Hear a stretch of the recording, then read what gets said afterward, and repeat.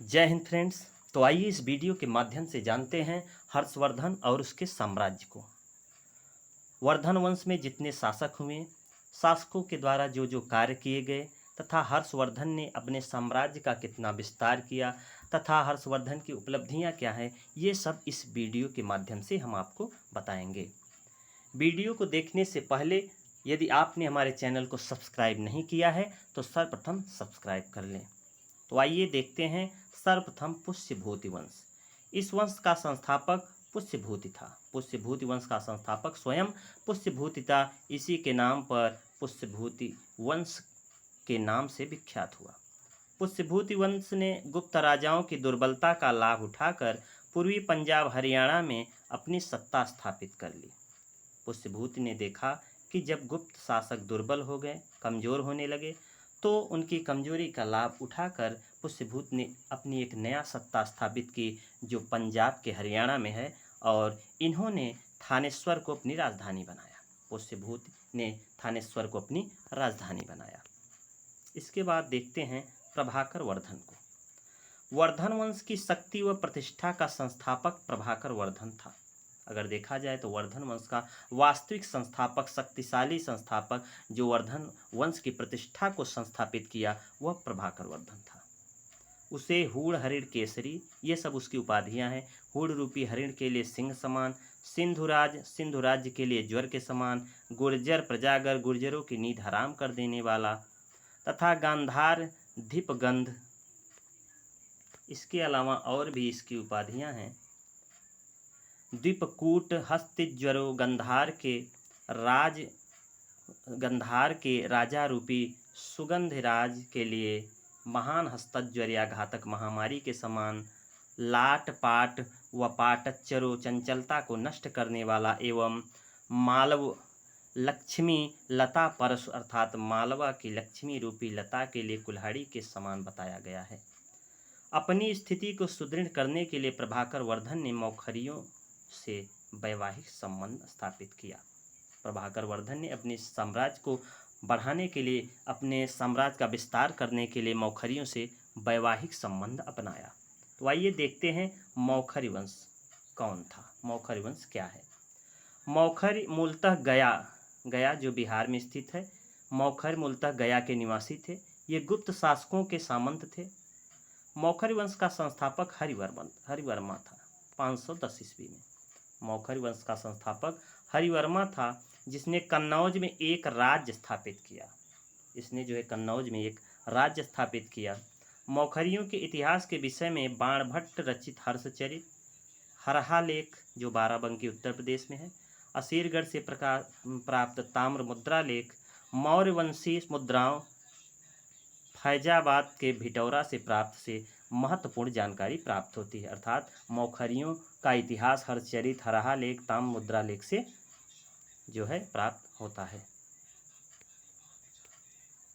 इस वंश में हरिवर्मा, मौखरी वंश में हरिवर्मा, आदित्य वर्मा, ईशान वर्मा, सर्ववर्मा, अवंती वर्मा एवं ग्रह वर्मा आदि शासक हुए।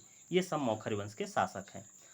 मौखरी शासक ग्रहवर्मा 600 से 605 ईस्वी का विवाह थानेश्वर के पुष्यभूति वंश जो वर्धन साम्राज्य का शासक है के प्रभाकर वर्धन की पुत्री राज्यश्री जो हर्षवर्धन की बहन के साथ हुआ था।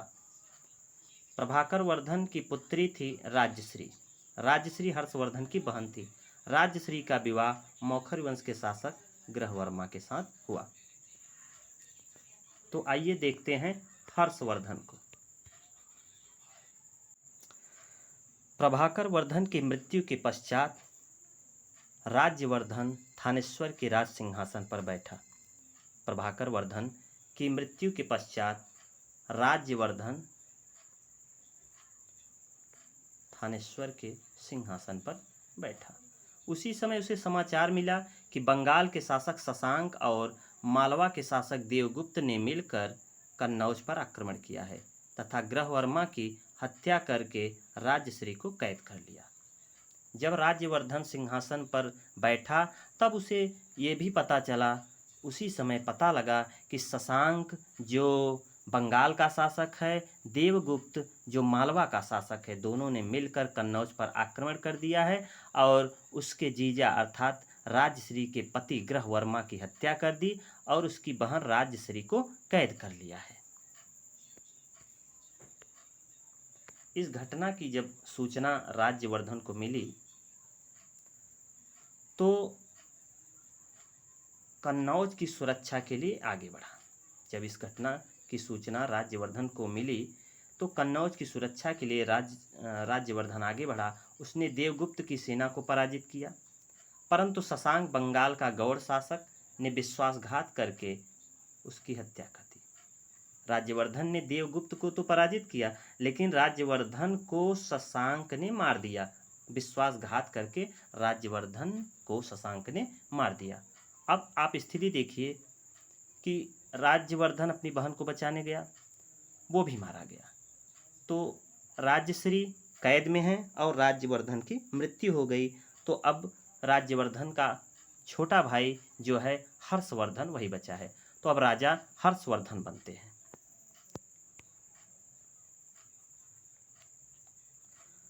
हर्षवर्धन पुष्यभूति वंश का सर्वाधिक प्रतापी राजा था। हर्षवर्धन पुष्यभूति वंश अर्थात वर्धन वंश का बहुत ही प्रतापी राजा था। हर्षवर्धन का जन्म 591 ईस्वी के लगभग हुआ था। वह प्रभाकर वर्धन व यशोमती का पुत्र था। प्रभाकर वर्धन की पत्नी का नाम यशोमती था। हर्षवर्धन का बड़ा भाई राज्यवर्धन था। हर्षवर्धन का जो बड़ा भाई था उसका नाम राज्यवर्धन था, जिसको बंगाल के शासक ने मार दिया। राज्यवर्धन की हत्या के पश्चात 606 ईस्वी में 16 वर्ष की आयु में हर्षवर्धन थानेश्वर का शासक बना। ध्यान दीजिएगा, हर्षवर्धन 606 ईस्वी में 16 वर्ष की आयु में थानेश्वर का शासक बना। सिंहासन ग्रहण करने के पश्चात उसने शशांक से प्रतिशोध लेने की प्रतिज्ञा की तथा अपनी बहन की सुरक्षा के लिए वह कन्नौज की ओर बढ़ा। उसने प्रतिज्ञा किया कि हम अपने भाई की बदला लेंगे और बहन की सुरक्षा के लिए वो कन्नौज की ओर बढ़ा। मार्ग में उसे कामरूप के राजा भास्कर वर्मन का दूत हंसबेग मिला। उसे रास्ते में भास्कर वर्मन का दूत हंसबेग मिला, जिसने हर्षवर्धन के समक्ष अपने राजा की ओर से मित्रता का प्रस्ताव रखा, जिसे हर्ष ने स्वीकार कर लिया। हर्ष ने अर्थात हर्षवर्धन ने भास्कर वर्मा से मित्रता की और आगे बढ़ने पर उसे मंडी से सूचना मिली कि राजश्री कैद से मुक्त होकर विंध्याचल चली गई। अर्थात राजश्री कैद से मुक्त हो गई। अब वह बहुत दुखी है और वह विंध्याचल जाकर आत्महत्या करने वाली है। जब ये खबर जो है पता चली जो है हर्षवर्धन को,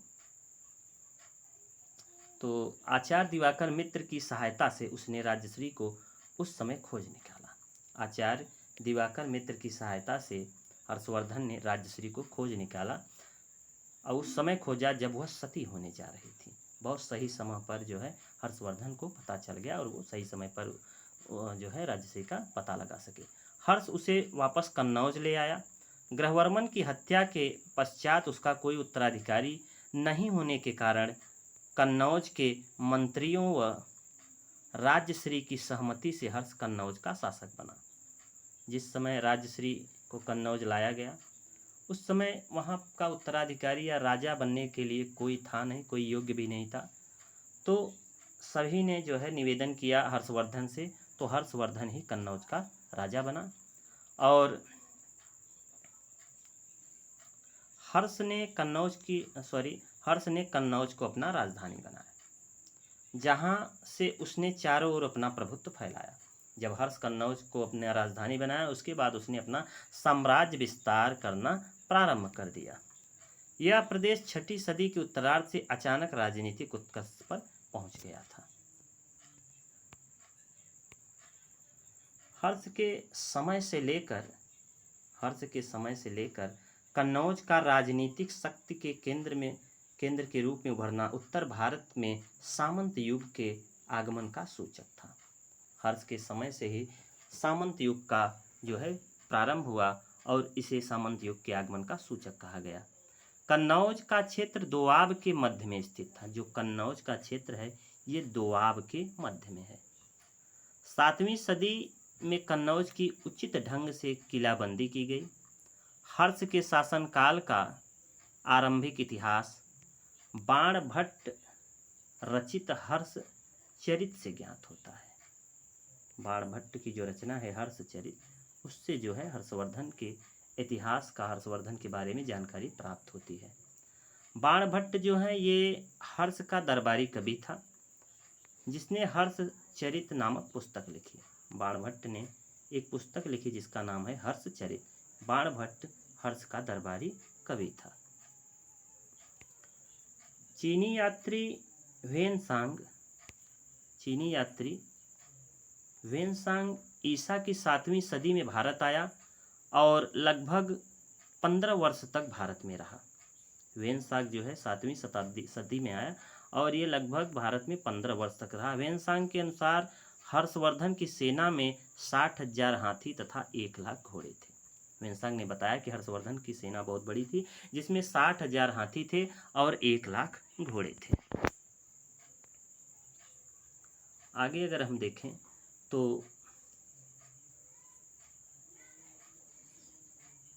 वेनसांग के अनुसार हर्ष स्वयं को राजपुत्र कहा तथा अपना उपनाम शिलादित्य रखा। वेनसांग ने बताया कि हर्ष ने स्वयं को राजपुत्र कहा और वेनसांग का एक नाम शिलादित्य भी था। या ये भी कह सकते हैं कि हर्षवर्धन ने शिलादित्य की उपाधि धारण की और राजपुत्र की भी, ये वेनसांग ने बताया। हर्ष सूर्य एवं शिव का उपासक था। हर्षवर्धन सूर्य एवं शिव का उपासक अर्थात पूजा करता था। हर्ष को भारत का अंतिम हिंदू सम्राट माना जाता है। ध्यान रखिएगा कि हर्ष अर्थात हर्षवर्धन को ही भारत का अंतिम हिंदू सम्राट माना जाता है। उसका राज्य कश्मीर को छोड़कर संपूर्ण उत्तर भारत तक विस्तृत था। पूर्वी भारत में उसे शैव शासक से युद्ध करना पड़ा। दक्षिण की ओर हर्ष के अभियान को नर्मदा के तट पर चालुक्य वंश के राजा पुलकेशिन द्वितीय ने रोक दिया। हर्षवर्धन दक्षिण भी अपना जो है साम्राज्य विस्तार करना चाहता था, लेकिन दक्षिण में चालुक्य वंश के शासक राजा पुलकेशिन द्वितीय ने हर्षवर्धन को रोक दिया और पराजित किया। अब आइए देखते हैं वर्धन वंश का प्रशासन। हर्ष के समय में शासन व्यवस्था का स्वरूप राजतंत्रात्मक था, अर्थात संपूर्ण शक्ति राजा के हाथ में थी।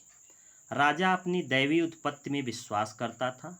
राज्य प्रशासनिक सुविधा के लिए ग्राम, विषय, भुक्ति तथा राष्ट्र में विभाजित था। हर्ष के पदाधिकारियों को शासन पत्र के द्वारा जमीन देने की प्रथा चलाई गई थी।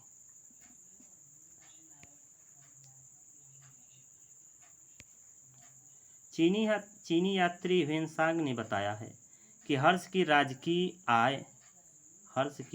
जो राजकीय आय है वो 4 भागों में विभाजित थी, जिसमें से एक भाग राजा के व्यय के लिए व दूसरा भाग धार्मिक कार्यों के लिए रखा जाता था।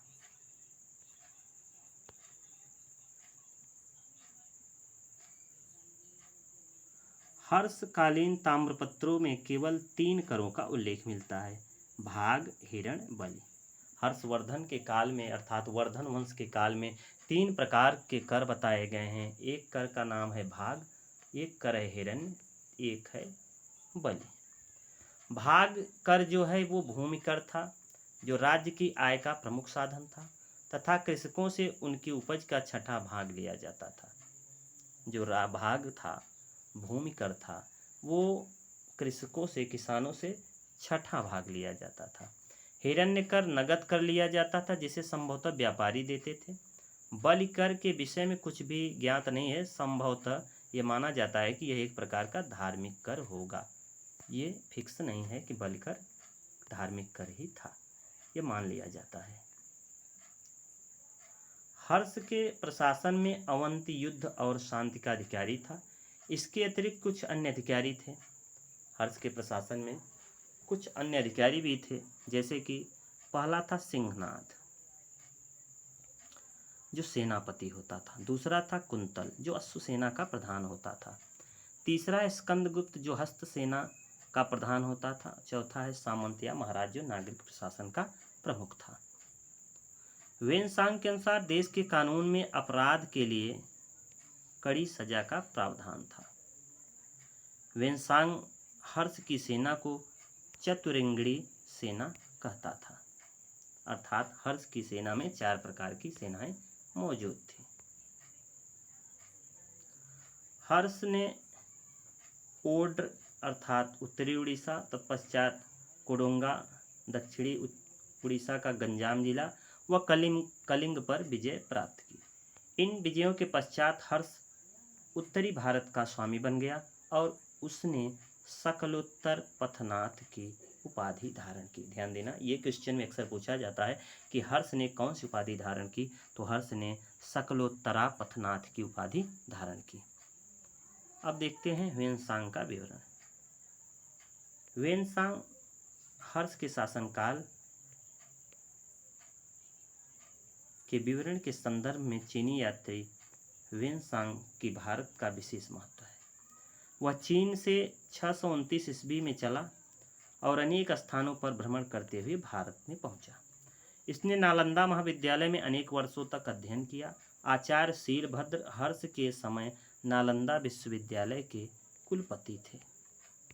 आचार्य शीलभद्र नालंदा विश्वविद्यालय के कुलपति थे। वेनसांग के प्रभाव में आकर हर्ष बौद्ध धर्म का महान समर्थक हो गया। उक्त चीनी विवरण से ज्ञात होता है कि उस समय पाटलिपुत्र तथा वैशाली पतन की अवस्था में थे।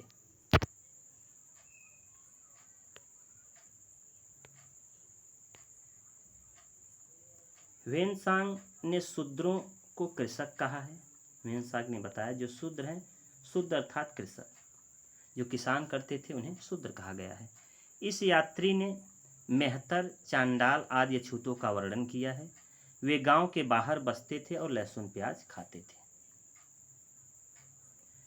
चीन से भारत आने वाले प्रमुख यात्री और विशेष तथ्य, आइए ये देखते हैं कि चीन से कुछ प्रमुख जो यात्री हैं उनका नाम और उनके कार्य देखते हैं। वेनसांग 636 से 645 तक भारत में रहा। ये हर्षवर्धन के समय में भारत आया और भास्कर वर्मन तथा हर्षवर्धन की राजसभा में रहा। दूसरा जो यात्री है फाहियान, ये 399 से 414 ईस्वी तक भारत में रहा। ये चंद्रगुप्त द्वितीय विक्रमादित्य के दरबार में आया। चीन से भारत आने वाला प्रथम बौद्ध भिक्षु फाहियान था। तीसरा जो है इत्सिंग, ये 671 से 95 ईस्वी में आया। ये समुद्री मार्ग से भारत आया। इत्सिंग जो है समुद्री मार्ग से भारत आया। चीन में दूध भेजने वाले शासक, किन किन राजा ने चीन में अपने दूध भेजे, तो पहले राजा हैं हर्षवर्धन, जिनका वंश आप कह सकते हैं पुष्यभूति वंश के शासक हैं। दूसरे राजा हैं नरसिंह द्वितीय, जो पल्लव वंश के शासक हैं। तीसरे राजा है यशोवर्मन, जो कन्नौज वंश के शासक हैं, कन्नौज नरेश हैं। और चौथे हैं कुलोत्तुंग प्रथम, जो चोल वंश के शासक हैं।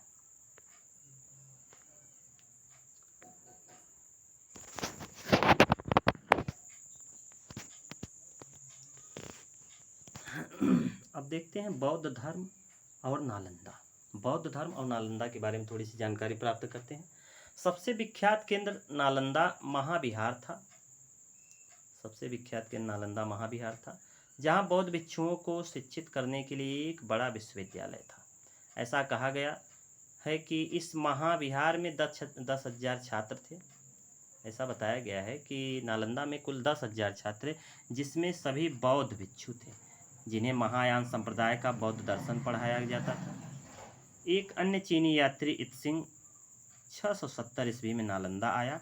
उसके अनुसार इस महाविहार में केवल 3,000 भिक्षु रहते थे। वेनसांग के अनुसार नालंदा विश्वविद्यालय का भरण पोषण 100 गांवों के राजस्व से होता था। इत्सिंग ने इस संख्या को बढ़ाकर 200 कर दिया है। हर्ष की धार्मिक नीति सहनशील थी। वह आरंभिक जीवन में शैव था। ये बताया गया कि हर्ष जो है आरंभिक जीवन में शैव संप्रदाय के थे, परंतु धीरे धीरे बौद्धों के प्रभाव से उसने महायान के सिद्धांत के प्रचार के लिए कन्नौज में एक विशाल सम्मेलन आयोजित किया। सम्मेलन में शास्त्रार्थ का आरंभ वेनसांग ने किया था। कन्नौज के बाद उसने प्रयाग में महासम्मेलन बुलाया, जहां हर्ष ने अपने शरीर के वस्त्रों को छोड़कर सभी वस्तुओं को दान कर दिया। अर्थात ये कह सकते हैं कि हर्ष बहुत बड़ा दानी भी था। बाणभट्ट ने अपने आश्रयदाता के आरंभिक जीवन का चाटुकारितापूर्ण चित्रण हर्षचरित नामक पुस्तक में किया है। हर्ष को 3 नाटकों प्रियदर्शिका, रत्नावली और नागानंद के रचयिता के रूप में जाना जाता है। अर्थात हर्ष ने 3 रचना भी किया, एक प्रियदर्शिका है, दूसरा रत्नावली और तीसरा नागानंद। तो दोस्तों, ये वीडियो कैसा लगा आप कमेंट करके बताएं। यदि आपको ये वीडियो अच्छा लगा हो और आपने यदि अभी तक सब्सक्राइब नहीं किया हो तो सर्वप्रथम आप सब्सक्राइब कर लें। जय हिंद।